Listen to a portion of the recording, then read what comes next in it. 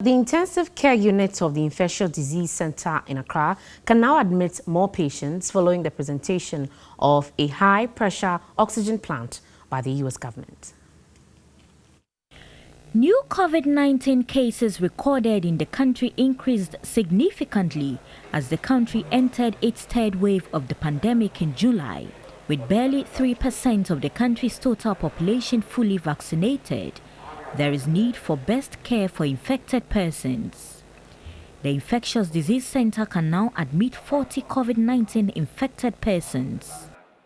If you look at most centers where COVID is managed, if the patients have to pay for oxygen, then none of our patients will ever go home.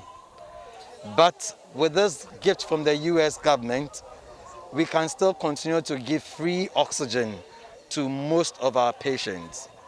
And with this plant now, we can increase our number of beds from our current 30 to maybe add about 10 more beds so that we can go to about 40.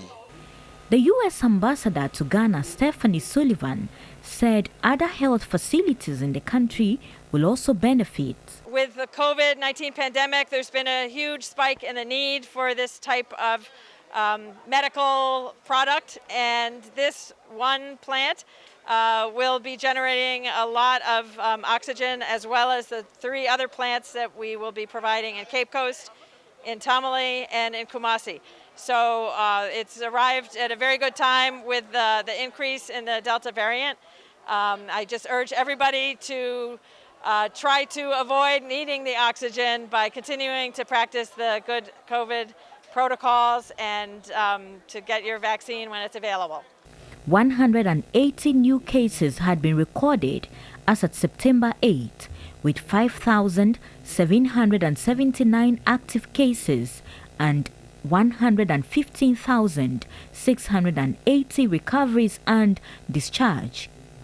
1,084 deaths have been recorded, while the country's total case count stands at 122,543.